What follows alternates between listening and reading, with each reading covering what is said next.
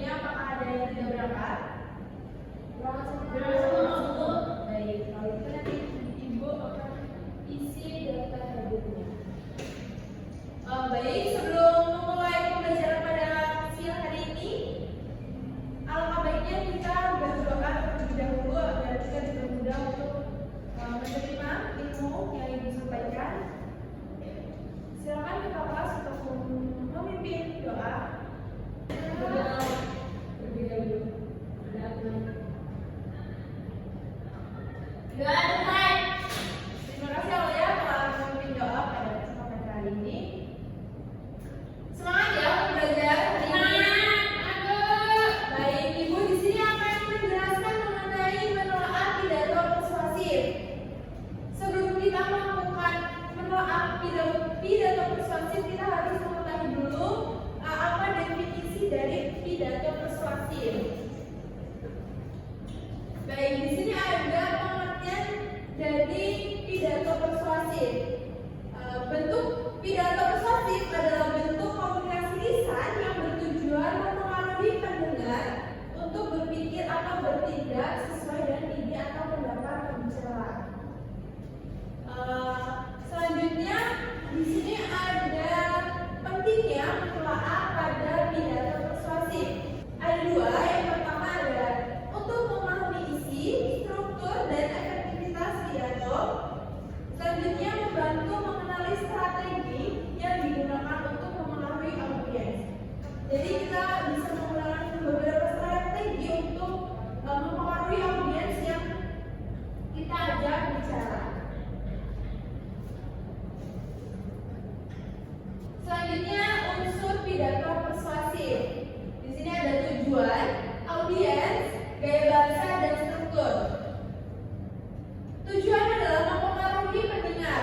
Jadi tujuan dari pidato persuasif adalah untuk mempengaruhi seorang pendengar. Selanjutnya audiens. Ini sasaran dari pidato atau karakteristik audiens yang mempengaruhi pendekatan. Selanjutnya ada gaya bahasa.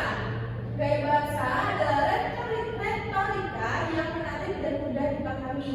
Jadi kita harus menggunakan gaya bahasa yang menarik dan mudah dipahami agar pendengar atau kita menyampaikan yang kita maksud dengan mudah dipahami oleh lawan bicara kita. Selanjutnya ada struktur.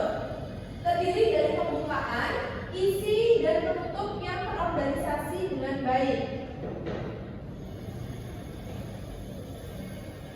Selanjutnya ada langkah menelaah pidato persuasif. Di sini ada 5 langkah.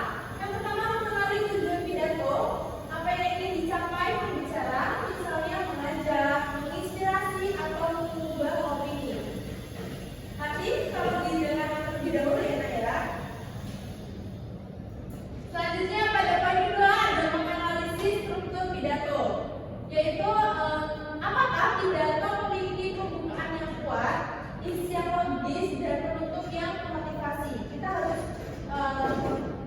menerapkan 3 poin ini dengan baik agar menjadi pidato persuasif yang dapat mempengaruhi pembicara kita. Yang ketiga adalah mengidentifikasi gaya bahasa dan teknik persuasif, yaitu ada penggunaan kata-kata emosional, repetisi, atau analogi. Yang selanjutnya memeriksa argumen. Apakah argumen didukung oleh fakta atau data atau contoh konkret? Jadi kita bisa memeriksa argumen dengan kita melihat fakta-fakta yang ada, data-data yang ada pada pidato persuasif ini. Selanjutnya yang terakhir ada mengevaluasi efektivitas, yaitu apakah pidato berhasil mempengaruhi audiens sesuai tujuan. Jadi mengevaluasi ini kita bisa mengetahui nih tujuan kita untuk mempengaruhi audiens itu tercapai atau tidak. Baik, di sini ada teknik untuk menyusun teks persuasif dalam pidato. Di sini ada 3, yaitu logos, pathos, dan ethos. Logos artinya menggunakan logika dan data. Jadi kita menyusun teks persuasif harus menggunakan logika dan data yang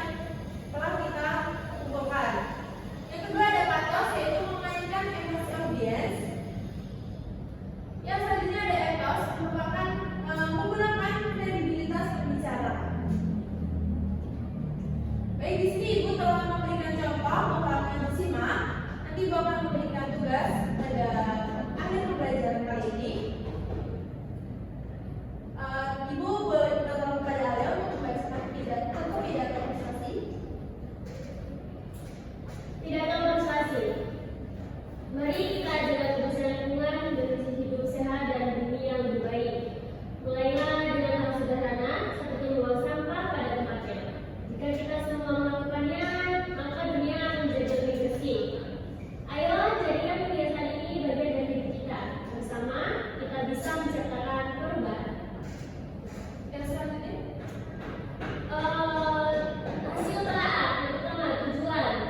Tujuan dari pidato persuasi tersebut adalah mengajak audiens menjaga kebersihan lingkungan. Yang kedua, yaitu gaya bahasa persuasif yang digunakan yaitu himbauan langsung dan imajinasi positif, seperti kata dunia lebih bersih. Yang ketiga, yaitu ada struktur yang digunakan itu ada pertama pembukaan, yaitu isi dari pembukaan dengan adanya kalimat ajakan menjaga lingkungan. Yang kedua itu isi alasan logis, yaitu lingkungan bersih sama dengan hidup sehat. Kemudian ada penutup, bagian penutup dalam pidato tersebut adalah dorongan untuk aksi nyata. Kemudian yang terakhir yaitu efektivitas yang didapat dalam pidato persuasif tersebut adalah singkat, jelas, dan mudah dipahami dengan solusi sederhana yang memotivasi audiens. baik, terima kasih Alia telah membantu Ibu. Adakah yang ingin ditanyakan anak-anak pada materi kali ini? Ibu lihat-lihat kalian nyaman ya dengan kelas ini ya? Nyaman sih. Yang ingat mengerjakan dengan sesuai jadwalnya, sesuai.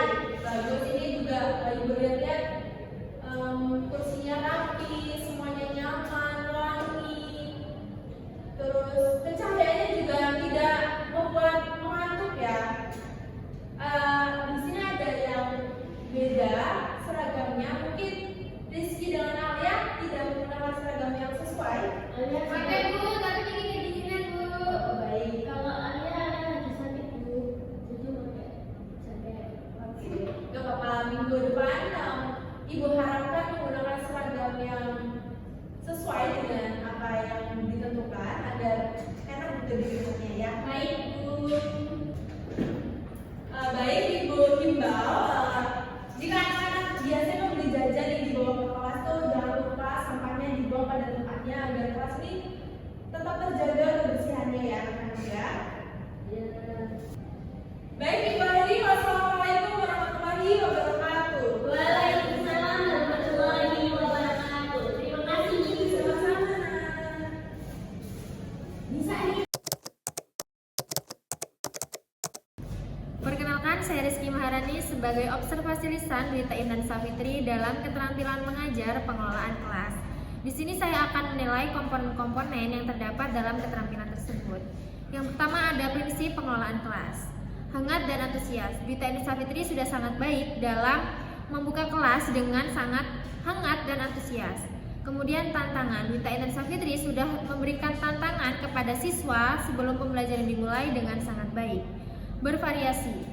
Variasi yang digunakan dalam pembelajaran saat pengelolaan kelas sudah sangat baik dilakukan oleh Berita Intan Savitri. Kelusan. Berita Intan Savitri sudah sangat luas dalam mengelola kelas. Penanaman disiplin diri. Berita Intan Savitri sudah sangat baik dalam penanaman disiplin diri ketika berada di dalam kelas. Poin yang kedua adalah pengelolaan penataan ruang kelas. Pengelolaan meja kursi. Berita Intan Savitri sudah sangat baik dalam mengelola kelas dalam penempatan meja kursi ketika berada di ruangan kelas.